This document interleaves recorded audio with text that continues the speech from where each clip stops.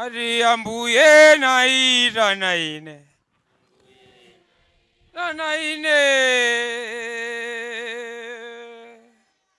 naira naine tapumulire kuno mwana we tapumulire kuno iweyo tsamira muru mwana we mwana iwe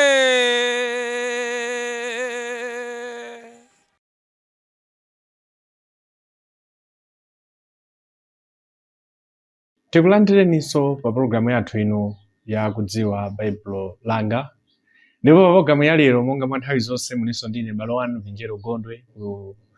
Tisayiwale kuti programu imeneyi amatipatsira ndi Lilongwe School of Biblical Studies amene cholinga chawo ndi chomwechi cha ndithu kuti anthu tithe kulidziwa bwino baibulo lathu.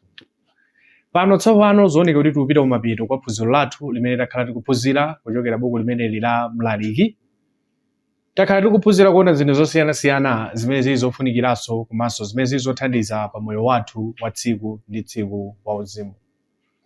Lero tsopano tikulowa mphunziro lathu la namba 9 ndipo phunziro lathu lomaliza likhala la namba 10 limene tidzaone buku machapter lomaliza buku limeneli la Mlaliki. Lero tikhalitsa kuona buku limeneli la Mlaliki makamaka mu chapter chake cha 10. Ndipo mu chapter 10 tionamo zinthu 4 zimene mlembi amene Solomoni anazifotokoza. Choyamba chapter chimene chanafotokozapo zokhudza nzeru ndi kupusa kapena kukamba za munthu amene ali wanzeru ndi munthu wopusa. Chachiwiri chimene anachikambanso mu chapter chimenechi anakamba za atsogoleri kuti nthawi zina amatokhala zopusa amene tiwayembekezera kuzokhala anthu azero amene tiwayembekezera kuzokhala anthu odziwa zinthu zambiri koma Solomoni nthawi zina zimachitika atsogoleri amatokhala opusa. Ndipo chachitatu chimene anachikambanso Solomoni chonena kuti kufunika kosamala tsopano ukamafuna kulankhula zinthu. Ndipo chachinayi kapena cha 4 ndi chimene anapereka malangizo kwa atsogoleri. Ndere chiona chapter chimenechi chapter chake cha 10 pa mavesi athu amene wa 20 tipeza kuti zinthu 4 zimene Solomoni anazifotokozapo zimene zili zofunikira kwambiri ku moyo wa munthu wina yense. Tudziwa tikamakhala anthu mu dziko lino lapansi timapanga ziganizo zosiyanasiyana. Ndipo pa ziganizo zimene timapanga pali ziganizo zina zimene zimatibweretsera zinthu zabwino komanso pali ziganizo zina zimene zimatibweretsera zinthu zoyipa. Kapena pali ziganizo zina zimene timapanga anthu ukapanga chiganizo anthu amati koma ungwazeru uyu. Komanso pali zinthu zina zimene ukazipanga kuzimaliza anthu amati koma ichiso nchitsiru chete techoneni zimene njapanga ziti. So Solomoni anaona kuti moyo zimachitika ndicho zinthu ngati zimenezo. Ndiye komabe anatipatsa malangizo mu chapter chimenechi zimene zizofunikira kwambiri kuti tizimvetsetse zitithandize kuti nthawi zina anthu asamatichula opusa koma nthawi zina anthu azitichula anzeru. Ndiye chipakepo kamba paka anakambanso kuti atsogoleri nthawi zina amatokhala opusa anafotokoza kuti komanso tikhale osamala polankhula. Zinthu ngati zimenezo zimene zingapangitsenso munthu kuoneka kuti moyo ngwazeru kapena munthu uyu siwazeru. Ndiye mu chapter 1 chapter 10 verse yake ya 1 pana verse yake ya 4 Solomoni anakamba nambo kamba chinthu choyamba pofuna kufananiza nzeru ndi kupusa kapena munthu wa nzeru ndi kupusa. Anamufananiza motani? Tiyambe kuona chapter chake cha 10 pa verse yake ya 1. Akuti ntchentche zakufa zinunkhitsa moyipa nizoletsa mafuta onunkhira asing'anga. Chomwecho kupusa kwa pang'ono kuyipitsa iye amene otchuka chifukwa cha nzeru ndi ulemu. Ndiye choyamba chimene akunena kuti nthawi zina pamakhala kachinthu kena kamene kamatokhala kakang'ono. Koma kachinthu kakang'ono kaja kamaononga kwambiri. Ndipaka kuya kufananiza ntchentche ndi mafuta. Munthu uli mafuta mtengo wapatali koma pagwerapo ntchentche takuti taonanisoni. Nthawi zina mwina tikozochotsa za mafutazo tikozofananiza tikamakamba za mphevu kapena ulo ntchentche yomweyo. Ambiri timatha kutaya chakudya ifoti mu chakudya mwathu mupezeka mphevu. Timatha kutaya chakudya chathu ifoti mu chakudya chathu mupezeka ntchentche. Ndiye Solomoni akunena kuti taziganizireni zimenezo. Kama tokhala kachinthu kakang'ono kumupeza kuti kaunonga chinthu chachikulu. Ndipo kamba izi amafuno tizimikiza ife kuti tidzidziwa ndithu kuti nthawi zina munthu umatongopanga zinthu moti kakang'ono kamene kacha. Komano kuti pochita chinthu anthu ena akuziona bwanji? Anthu ena akuziona bwanji pa zinthu zimene ifeyo tazipanga kuti zikupereka chitutu cha munthu. Ndipake pa verse imeneyo kumapeto anena kunena kuti kuyipitsa akunena kuti chomwecho kupusa kwa pang'ono kuyipitsa iye amene atchuka chifukwa cha nzeru ndi ulemu. Ndakuti zilinso chimodzimodzi pana makhala anthu ena akamatochuka anthu abwino otchuka koma nthawi zina amadzapanga kanthu kena kamene kaoneka kakang'ono basi lonse likayipitsa dzina lawo. Ndiye akunena kuti uchenjere. Ukozokhala uchenjera lero ukozooneka wanzeru lero koma ukozopusa chifukwa cha kachinthu kakang'ono kamene iwe sunasamale. Ndakuruza kuti ife tikamakhala anthu tizindikire kunena kuti tisamangono kankakang'ono koma kakang'ono kakhoza kutiononga ifeyo kuoneka ngati opusa pamene timaoneka ngati azero. Ndakuyamba pamenepo kuti uchenjere ukozokhala opusa komanso ukozokhala chenjera ngati suzoona zinthu zimenezi. Chinthu china sanapitiriza vesi yake 2 ndi vesi yake 3 akunena kuti inde poyendanso chitsiru pa njira nzeru yace inthera ndipo angoti kwa onse kuti ndine chitsiru. Ngati mkulu akukwiyira usasiye malo ako chifukwa chipatso tinambira vesi yake ya 4 tiyambire vesi yake mama ya 2 osati vesi yake ya 3. Vesi 2 akunena kuti wanzeru mtima wake uli kudzanja lake lamanja koma chitsiru mtima wake uli kulamanzere. Nakufananiza kuti pala anthu awiri wanzeru ndi chitsiru. Ndipo fananiza akunena kuti wanzeru mtima wake uli kudzanja lamanja koma chitsiru uli kudzanja lachani lamanzere. Chimene amafuna nenda nchani nthawi zina kuti vesi yake ndikozoona buku la Mateyu chapter yake 25 vesi yake 41. Pa Mateyu chapter 25 pamene mlembi amafotokoza za tsiku loweruza amafotokoza kunena kuti Yesu adzatenga ena wayika dzanja lamanja ena kwayika dzanja lamanzere. Nkhosa ndi mbuzi kuzisiyanitsa maoteromo. Ndakunena kuti munthu wanzeru mtima wake umakhala kudzanja lamanja afuna kunena kuti amapanga ziganizo bwino amapanga zinthu zoyenera. Monga so pa tsiku la chiweruzo ena akakhala kudzanja lamanja ena akakhala kudzanja lamanzere owonongeka ndi okapulumuka. Ndakunena kuti chitsiru chili chimodzimodzi mtima wake uli kudzanja lamanzere. Popanga ziganizo chimangoona kuti akankakang'ono osaganizira kuti kakang'ono kamene kamaononga. Timaona anthu ambiri amatokorera anapanga zinthu zambiri moyo mwathu mudera lathu mu dziko lathu. Koma chifukwa chake chinthu kakang'ono basi upezora anthu aona uyuso basi. Koma wapanga zinthu zazikulu zambiri koma chifukwa chake chinthu kakang'ono kamaononga. Ndakunena tisakhale chitsiru fuka khala chitsiru mtima wako umakhala kudzanja lamanzere. Ukamapanga zinthu suganiza bwino. Umangopangapo osaganiza osaona patali. Ndiye chifukwa kuti tiyeni tiziganizire. Kodi ndinu chitsiru? Kodi ndinu opusa? Kapena ndinu anzeru? Kodi mukamapanga ziganizo mmapanga bwanji? Mumaziganizira. Monga kamati chiganizo ayembekeza kuti uchiganizire. Kodi mumaziganizira kapena mmampangapo mwapuma?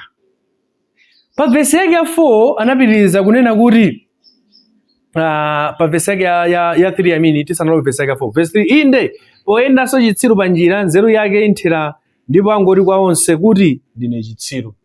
Akuti chitsiru so chikamayenda sichisowa. Anthu amango iyeyo atamayankhula kuti sachitoyankhula kuti ndine chitsiru koma zochitika zake zimanena kuti awatso awanda chitsiru bwanji zonanga pange zimenezo.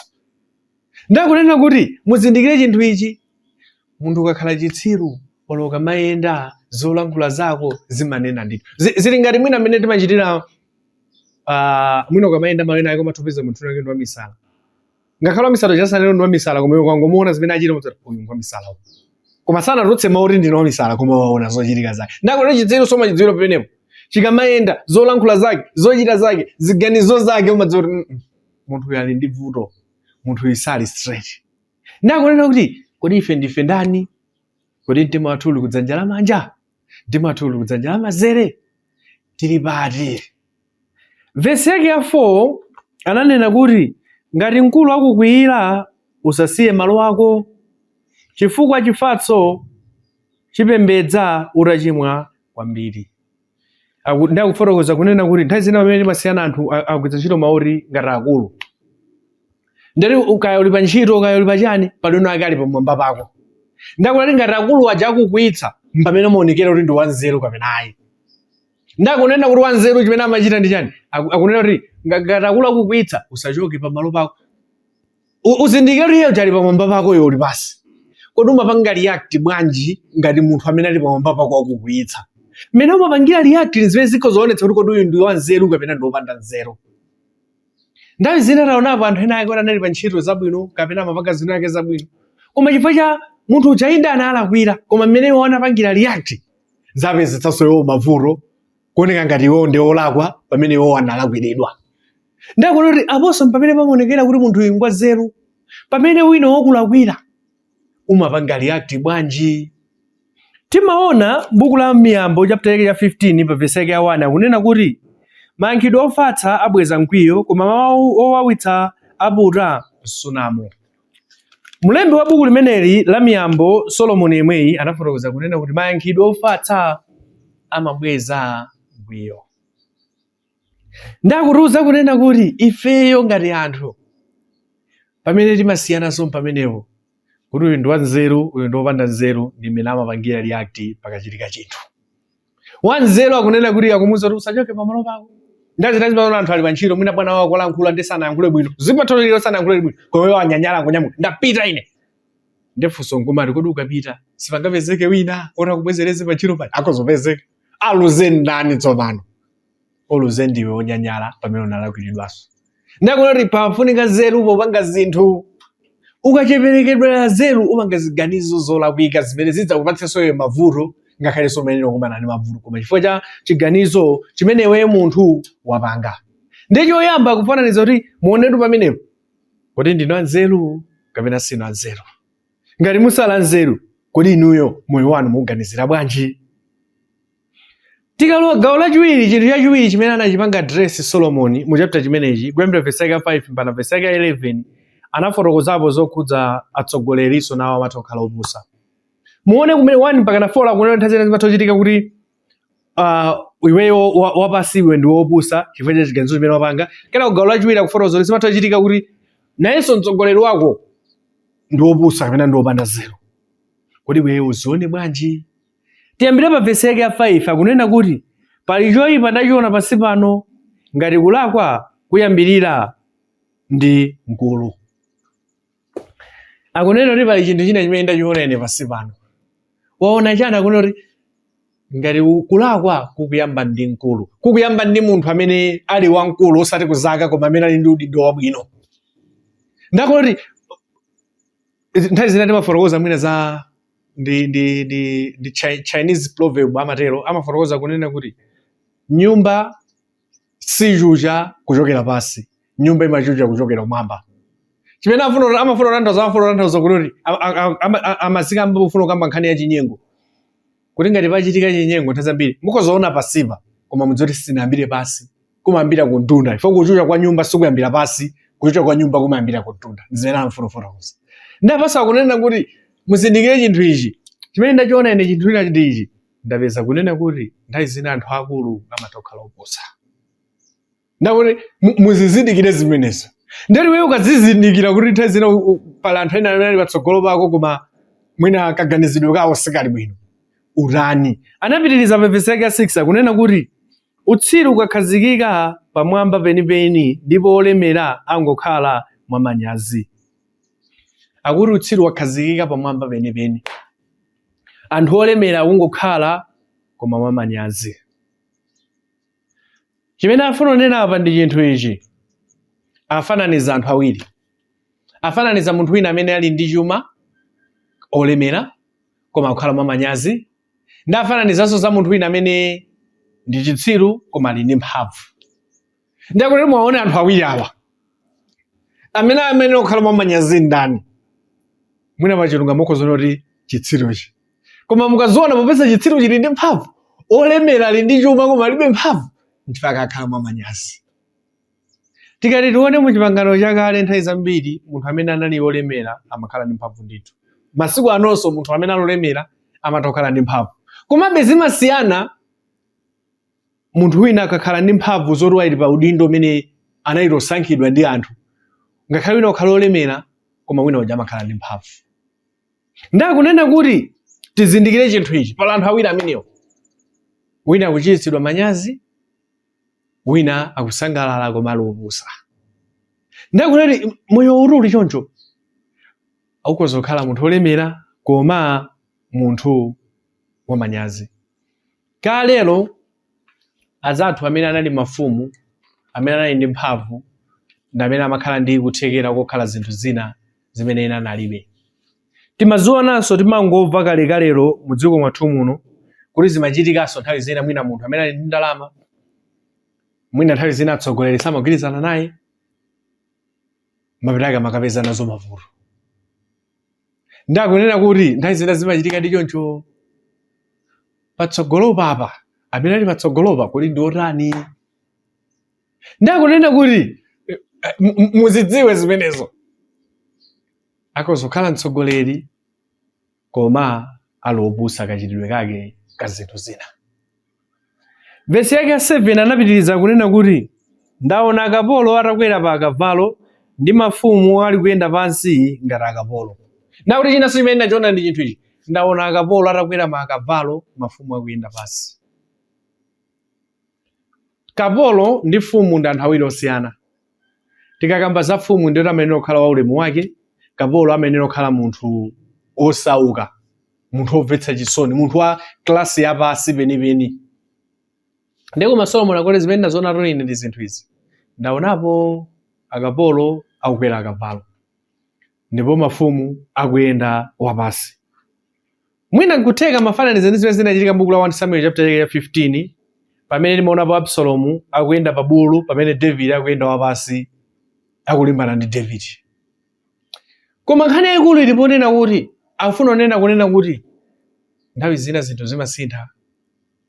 Ukakhala mtsogoleri koma olobutsa nthawi zina zinthu zimakutembenukira. Anthu amene anali akapolo koma ndazeru nthawi zina amatha kugwetsa. Ndakunati samalani mudziwe chinthu chimenecho. Kodi amene watsogolerawa zimene ukuchitazo akuziona bwanji? Kuti ukupanga zinthu za zero kapena kusukupanga zinthu za zero? Ngati sukupanga zinthu za zero tsiku ino zinthu zinthu zidzatembenuka. Kuti zikadzakutembenukirani mdzatani?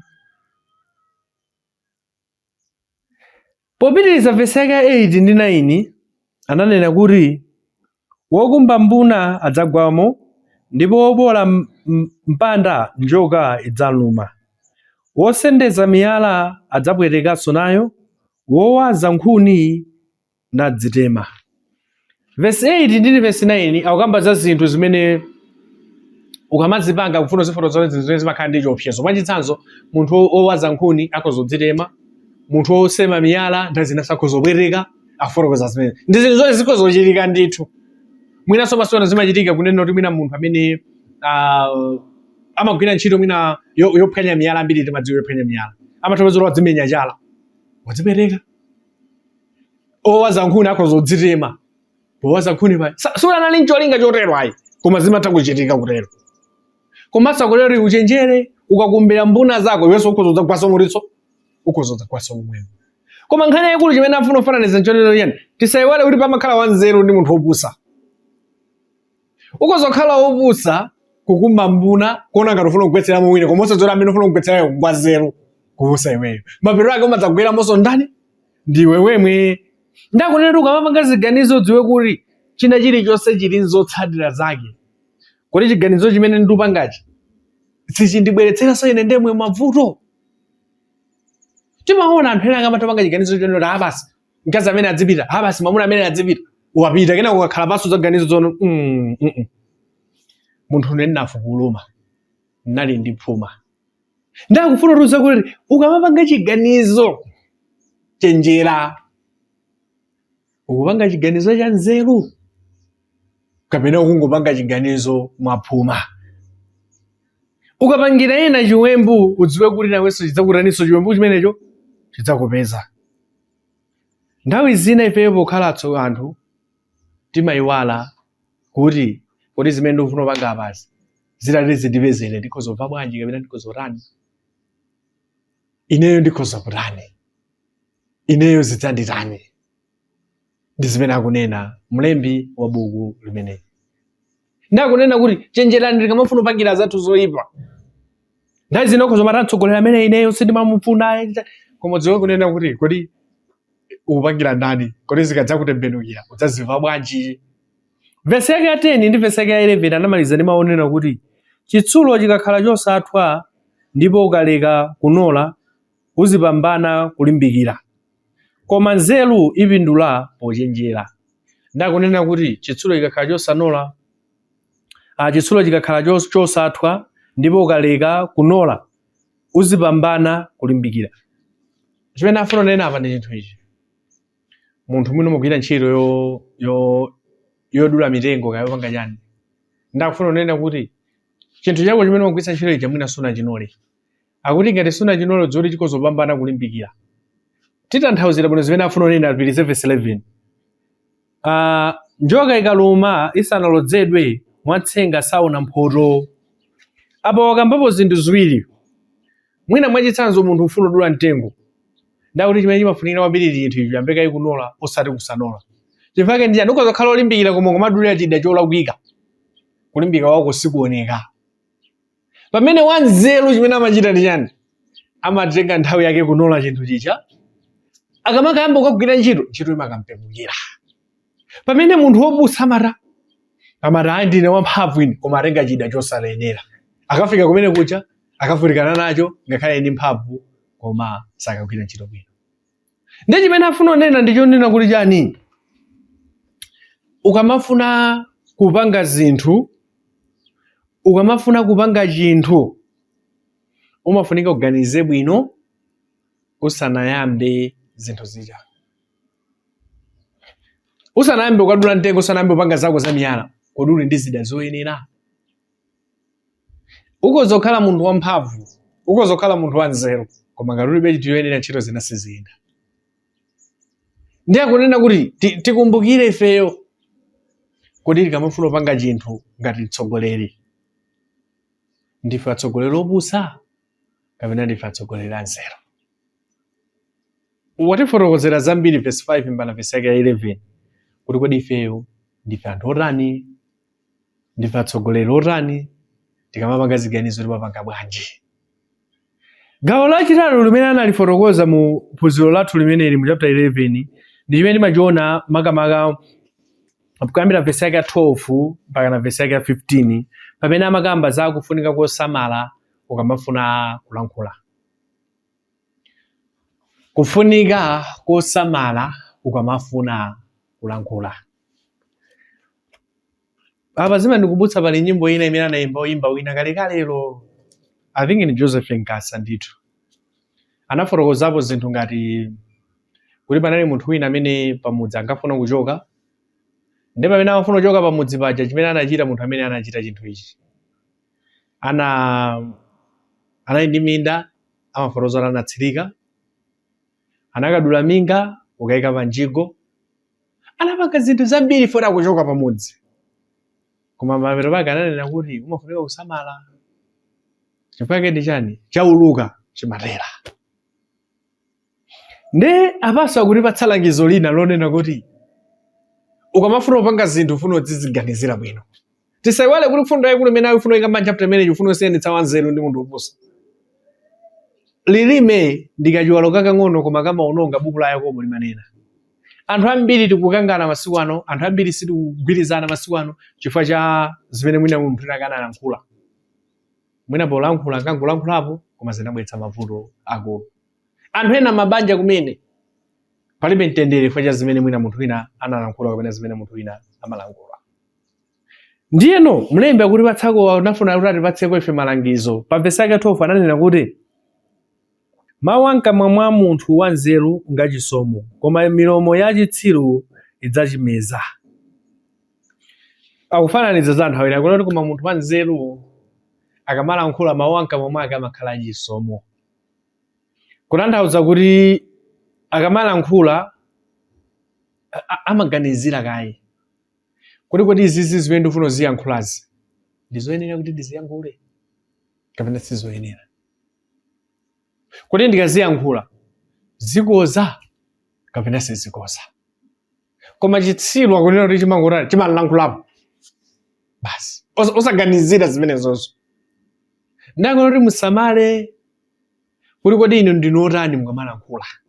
Mumalankhula mawu achisomo kapena mumalankhula mawu ngati opusa owononga.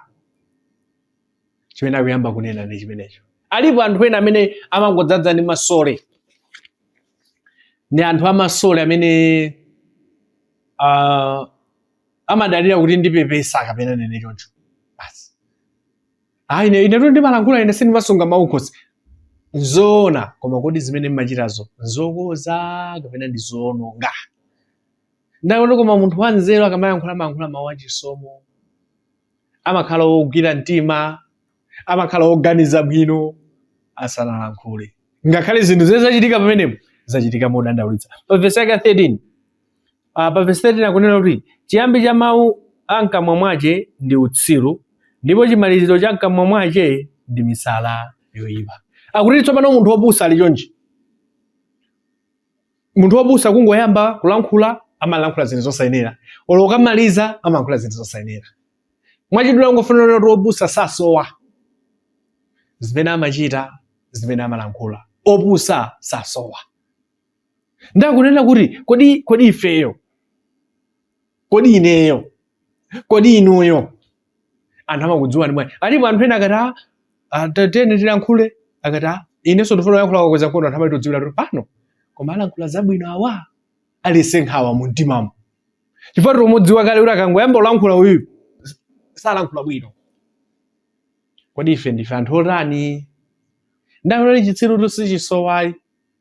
Chikamayamba zinthu mpaka ufikira pamapeto sichisowa, chimadziwika kalankhulidwe kake. Verse 14 verse 15 ananena kuti chitsiru chichulukitsanso mawu, koma munthu sadziwa chimene chidzaoneka, ndipo ndani angamuwuze chomwe chidzakhala patsogolo mwake. Ntchito ya chitsiru izitopetsa zonsezo, pakuti sichidziwa kunka kumudzi. Verse 14 akunena kuti chitsiru chichulukitsanso mawu, koma munthu sadziwa chimene chidzaoneka, ndipo ndani angamuwuze chomwe chidzakhala mtsogolo mwake. Tikakamba za chitsiru chimangolankhulapo osaganizira kuti za mtsogolo. Pala anthu ambiri amene lero tikudandaula chifukwa cha zinthu zimene tinayankhula mbuyo zotsatira zake zikutipeza lero.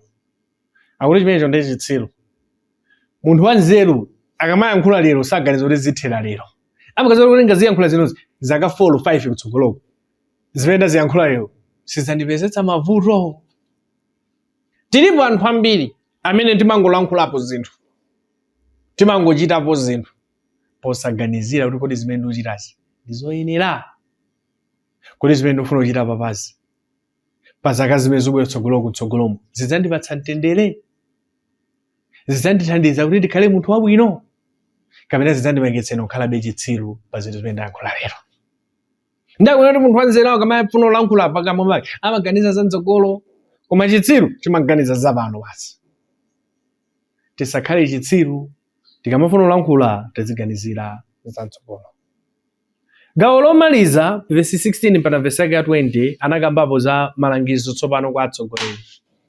Tikamba za atsogoleri, aliyense ndi mtsogoleri mwina peta paliponse, patsogoleri pa banja pake, pa ntchito, pa business, pa mpingo, aliyense pena pake ndi mtsogoleri ndithu.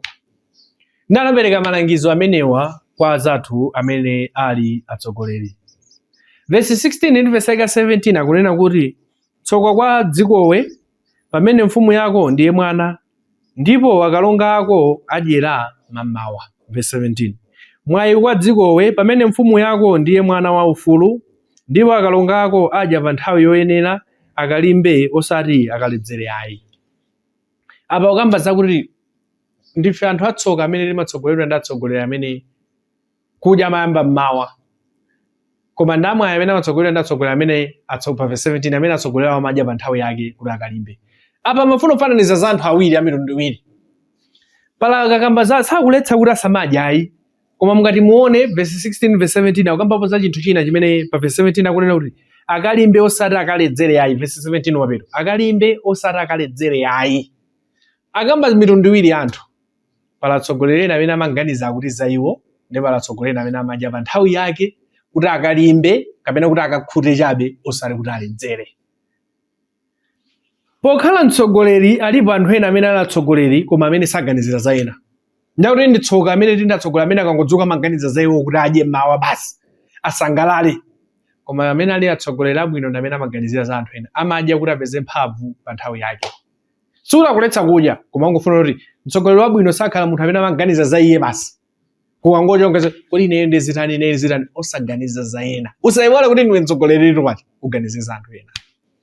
Ndakunena kuti mtsogoleri wabwino amakhala wachoncho, amene akamapanga zinthu sapanga za iye yekha, akamapanga zinthu amaganizira za anthu ena, kuti kodi anthu ena awa ali motani, anthu ena awa popeza amayang'anira kwa ine ndi atsogolera motani, kodi anthu ena awa amene ali pakati panga ndi apangira zotani. osati kumanganiza za iye kapena za ine ndekha ayi. Ne malangizo akuti ngati munthu atsogolera msakhala anthu achoncho kuganiza za inu, ganizira mponi za ina. Verse 18 verse 19 akunena kuti sindiliweta ndi mphayi za ene ache, nyumba ni dontha ndi ulesi wa manja. Amaphikira zakudya kuti asekerere, vinyo nakondweretsa moyo, ndipo ndalama zimvomera zonse. Ndakunena kuti verse 18 verse 19 akuti mtsogoleri wabwino kapena mtsogoleri akakhala wodziwa ntchito yake, zinthu zimayenda bwino. Koma mtsogoleri akhala kuti sadziwa ntchito yake, nchifukwa kunena kuti denga limatani limagwa, kapena nyumba idontha, tsindwi litewa, zimene afuna kufotokoza.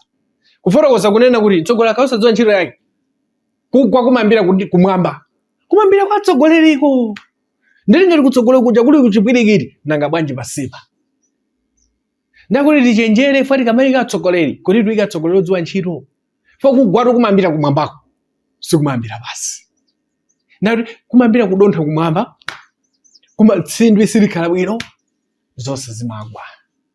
Ndakuti pokhala mtsogoleri uzikumbukire kunena kuti kodi ineyo pokhala mtsogoleri ndine mtsogoleri wotani? Ndine mtsogoleri wothandiza anthu kapena ndine mtsogoleri ongoganiza za ine mwini? Pomaliza anamaliza ndi verse 20 kumaliza kunena kuti usatemberere mfumu ngakhale poganiza, usatemberere olemera mchipinda chogona iwemo, pakuti mbalame ya mlengalenga idzanyamula mawu ako, ndipo chowuluka ndi mapiko chidzamveketsa zonenazo. Verse 20 anamaliza kuti ngakhale muli ndi atsogoleri choncho koma usanyoza atsogoleri, usanyoza olemera. Akuti ifa yake ndi chani? Mbalame za mlengalenga sizzatenga zimene ulankhula m'chipinda mwako ukanena. Iyi ndi fundo yofunikira kwambiri kwa ife, koma tiyimve chonchi. Nthawi ya zathuyo ndi nthawi ya pano zinthu zinasintha pang'ono. Nthawi ya zathuyo kunalibe ufulu olankhula zinthu zina ngati masiku ano. Masiku ano ukakhala ndi zolankhula kuti ulankhule ndi atsogoleri ako, pali ndondomeko imene amayika yoyenerera. Nchifukwa nthawi zina amatoti kumatokhala mademo ololedwa, mademo osaloledwa, ndi njira zimene masiku ano zimanenedwa, pamene kalezo kunalibe zimene. Ungotenga mademo ndi umakati udzikira moyo wako pa chiopsezo. Ndakunena kuti uzindikire chinthu ichi. Kalelo kutsutsana kapena kunyoza atsogoleri unali mlandu waukulu umene wakupezetsa mavuto. Masiku ano ukhoza walankhula atsogoleri ako munjira yoyenera, ukatsataso njira yolakwika walakwaso. Ndakunena kuti usakhale munthu onena kuti njira yolondola uyidziwa yoyankhulira zinthu zako, koma kungowanyoza atsogoleri m'chipinda mwako. Akuti nkulakwa. Mbalame zimatenga ukasiya afuna kutazale, ndazi zina anthu amangakunenera. Komanso mtsogoleri amadziwa kuti kodi dera ili amene amagwirizana nane, amene sagwirizana nane ndani. Koma itsamu mtsogoleri ako tuli ndi sonkhano dera lakuti kupeza kuti osapitako. Ndero wanena kuti chani weyo? Wanena kuti sogwirizana nazo. Ndakuti chenjera pokhala ndi atsogoleri. Chenjera. Chifukwa ngati suchenjera udzapeza mavuto. Izi zimene Solomoni ananena m'buku limene la Mlaliki chapter chake cha 10 kutithandizira kuti tione kufunikira kwa zinthu zina zimene tinozidziwa. Ndikupetera phunzirapo zinthu zambiri zimene zili zothandiza ife moyo wathu. Kufikiranso nthawi ina pa programu yathu ya lero munali ndine m'bale wanu Vinjero Gondwe. Tikumbukire programu imene amatipatsira ndali Lilongwe School of Biblical Studies. Tikozolipeza phunziro limene lili pa tsamba lathu la pa YouTube, mungayang'ana Lilongwe School of Biblical Studies, mudzapeza phunziro limene komanso maphunziro ena ambiri. Komanso mukuzopeza maphunziro obvera pa application yathu, mungopanga search www.lsobs.com. Mungapita pa website yathu mudzapanga download application kameneko kamene mudzakhala nako mfoni, mudzakhala ndi maphunziro awo komanso maphunziro ambiri. Kufikiranso nthawi ina Mulungu akudalitseni nonse. Amen. Ati Ambuye naita na ine.